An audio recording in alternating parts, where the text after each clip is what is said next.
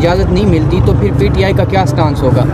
دیکھیں P T I کا تو بڑا واضح سٹانس ہے کہ یہ غیر آئینی ہے، غیر قانونی ہے، نہ جیل مینول میں اس طرح کی کوئی قدغن اور بندش لگائی جا سکتی ہے، نہ آئین میں ہے، نہ بنیادی حقوق میں ہے، نہ انسانی حقوق میں ہے، نہ دنیا کے کسی قانون میں ہے۔ یہ جو ہے یہ صرف ظلم جو ہے پی ٹی آئی کے ساتھ ہی کیا جا رہا ہے۔ یہ 9 مئی سے 9 فروری میں آ کے منتج ہوتا ہے۔ ہم نے تو کہا ہے کہ ایک کمیشن جو ہے جو بٹھایا جائے، ہائی پاورڈ سپریم کورٹ کا کمیشن جو اس چیز کو دیکھے۔ 45 سال ہمیں انتظار نہ کروائی جائے۔ بھٹو کے کیس میں 45 سال بعد انہوں نے کہا ہے کہ ناانصافی ہوئی ہے، تو ہمارا بھی جو عمران خان کو پابند سلاسل کیا ہوا ہے، اس کا بھی جو ہے بالکل ہونی چاہیے جوڈیشل کمیشن کی۔ کیا 9 مئی بھی ایک آرکیسٹرڈ ڈرامہ تھا جو صرف ایک اور حرد العزیز قائد کو جو ہے عوام سے منقطع کر کے اس کی پارٹی کو جو ہے تتر بتر کر کے بکھیرنا مقصود تھا، اور جیتی ہوئی پارٹی 8 فروری کی جو ہے وہ 9 فروری کو فارم 47 کے ذریعے اس کو جو ہے پس پشت ڈال دیا جاتا ہے، اور جو ہارے ہوئے ہیں ان کو وزیر اعظم بنا کر اور بندر بانٹ سارے ریاستی عہدوں کی کر دی جاتی ہے۔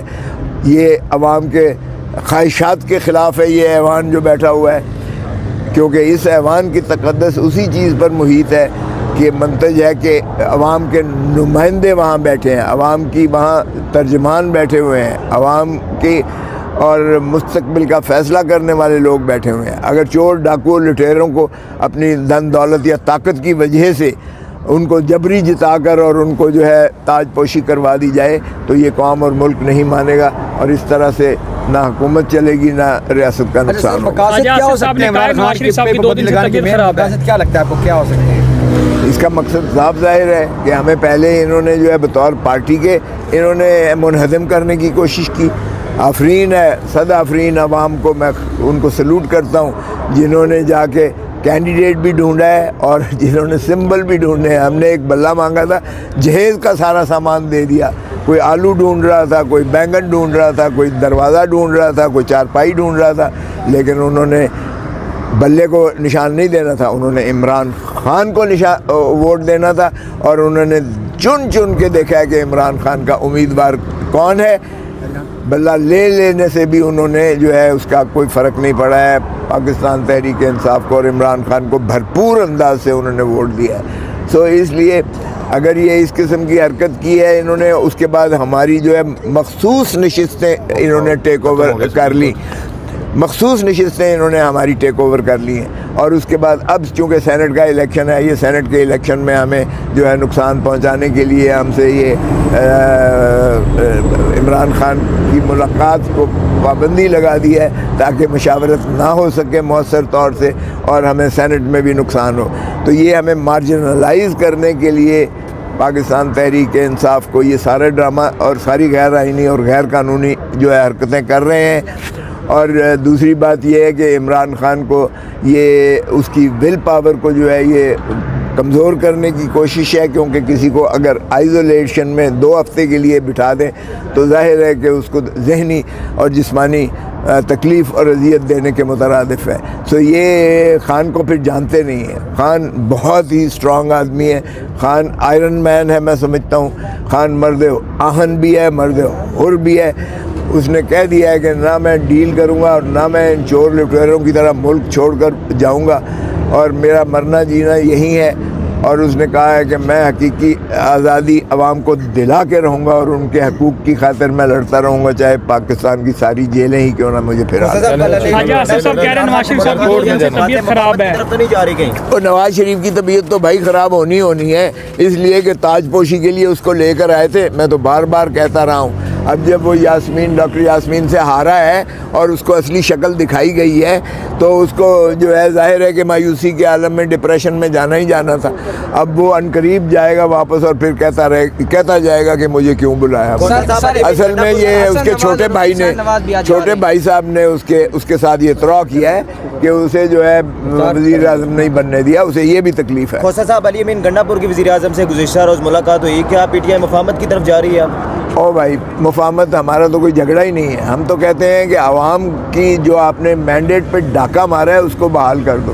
عوام کے ساتھ دھوکہ دہی ہم برداشت نہیں کریں گے. عوام ہم سے پوچھتی ہے کہ ہم نے آپ کو ووٹ دیا, آپ نے اس کا کیا تحفظ کیا. ہم تو عوام کے حقوق کی, اس کے مینڈیٹ کے تحفظ کے لیے نبردآزمار رہیں گے. اس پر کوئی ڈیل نہیں ہو سکتی ہے. تو ہمارا یہی ہے کہ اس کو آڈٹ کروا لیں, اپنا 4 حلقے آڈٹ کروا لیں, نواز شریف کا کروا لیں, سلمان اکرم والا کروا لیں, خواجہ آصف والا کروا لیں, اور اسلام آباد کی کوئی تینوں میں سے کسی سیٹ کی جو ہے آڈٹ کروا لیں.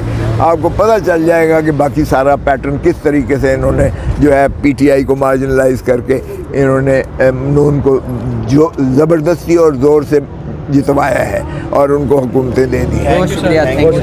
بشرا بی بی کی جو فرسٹ لیڈی ہے پاکستان کی فارمر, ان کی پٹیشن تھی, اور نجم ثاقب جو chief justice farmer Saqib Nisar کے بیٹے ہیں, ان کی جانب سے نالش تھی کہ یہ جو انلیگل انٹرسیپشنز ہوتی ہیں پرائیویٹ کانورسیشنز کی, ایک تو وہ میرے ساتھ بشرا بی بی کی جو بات تھی جو بہت زیادہ ٹیلی ویژن پہ فلیش گئی اور بار بار دکھایا گیا میری تصویر لگا کے اور بشرا بی بی کی تصویر لگا کے, تو ہم نے یہی نالش کی تھی کہ یہ کس قانون کے تحت کرتے ہیں.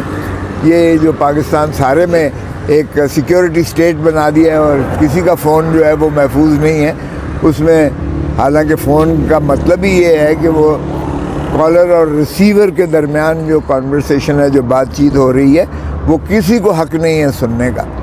اور یہ اب 25 کروڑ عوام کو انہوں نے مقید تو کر دیا ہے, لیکن انہوں نے میڈیا پر بھی اس طرح سے انٹرفیئرنس کی ہے کہ ہماری کالز جو ہے, آڈیو ویڈیوز کالز جو ہے, اس میں بھی یہ گھس جانے کی کوشش کرتے ہیں اور پھر جو ہے اس کی مشتہری منادی کر کے اس پر جو ہے پھر یہ بار بار ٹی وی پہ چلاتے ہیں, چینلز پہ چلاتے ہیں. تو آج یہی پیمرا کے ہیڈ کو بھی, چیئرمین کو بھی بلایا ہوا تھا, آج پی ٹی اے کے چیئرمین کو بھی بلایا ہوا تھا. ان کی جانب سے فارمر اٹارنی جنرل عرفان قادر صاحب پیش ہوئے اور شہزاد صاحب بیرسٹر پیش ہوئے اور دوسرے سارے وکلاء قاضی صاحب پیش ہوئے. ٹیلی کام اور پی be a Pakistan Broad casting ایسوسی ایشن سے, اور پھر فیصل صدیقی صاحب پیش ہوئے تھے.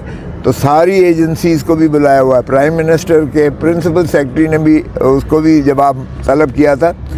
سبھی کہہ رہے ہیں کہ یہ جو ہے غیر آئینی, غیر قانونی طور پر یہ جو ہے اس کا کوئی جواز نہیں ہے کہ جو پرائیویٹ مداخلت کرتے ہیں کالز کے اندر, جو انٹرسیپٹ کرتے ہیں, اس کا کوئی جسٹیفیکیشن نہیں ہے. تو جج صاحب یہی کوشش کر رہے ہیں کہ پھر یہ کس طرح سے پاکستان میں یہ ہو رہا ہے کہ کسی کی بھی سیکیور نہیں ہے.